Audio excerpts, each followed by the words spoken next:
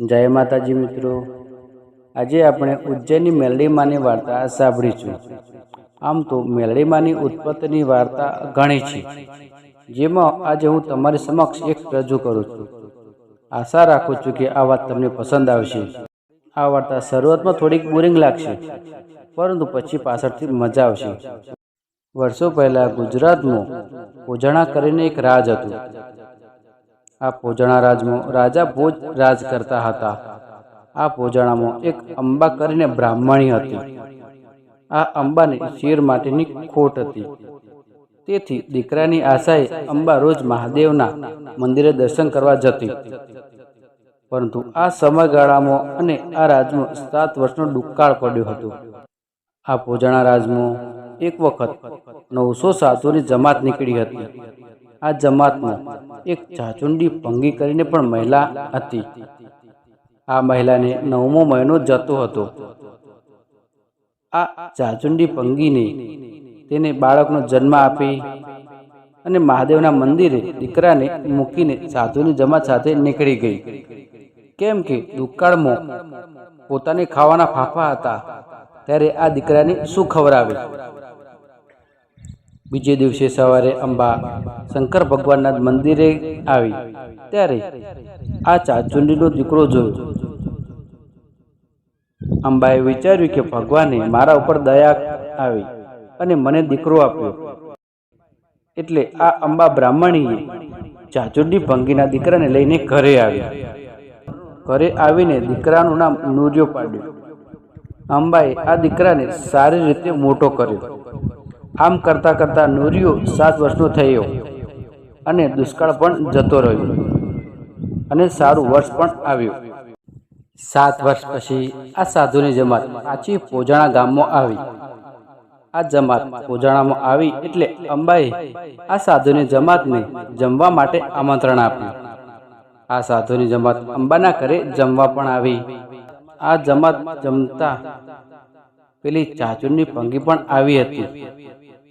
જમતા જમતા ચાચુંડી ભંગીની નજર પેલા નૂરિયા પર પડી, એટલે ચાચુંડીએ જમવાનું પડતું મૂકીને અંબાને કીધું કે આ દીકરો તારો છે કે પછી તને ક્યાંકથી મળ્યો છે?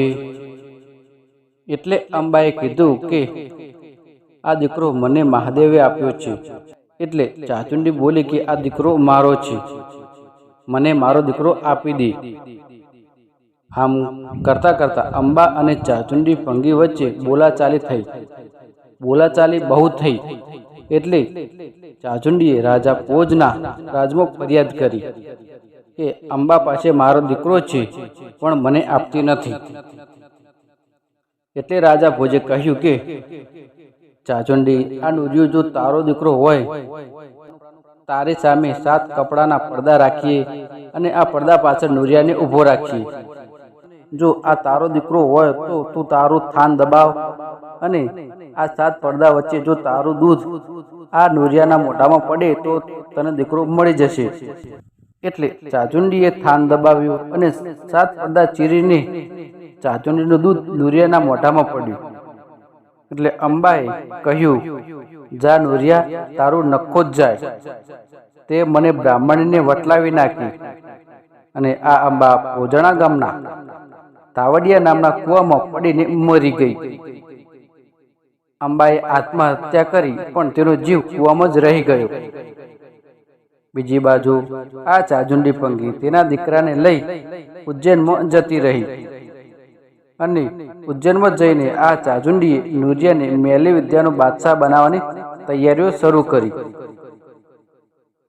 અને પછી આશરે 10 વર્ષ જેટલો સમય થઈ ગયો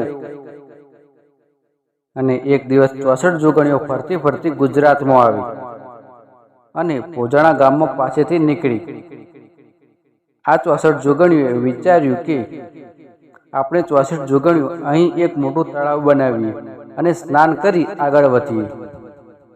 અને રાતના 12 વાગ્યે 64 જોગણીઓએ તળાવ ખોદવાનું શરૂ કર્યું। થોડી વારમાં એક મોટું તળાવ બનાવી દીધું। તળાવમાં પાણી ફૂટ્યું અને આખું તળાવ પાણીથી ભરાઈ ગયું। જે આ તળાવ અત્યારે તંતર મેવડીના માર્ગમાં કોડાસર ભમ્મર તળાવ તરીકે ઓળખાય છે।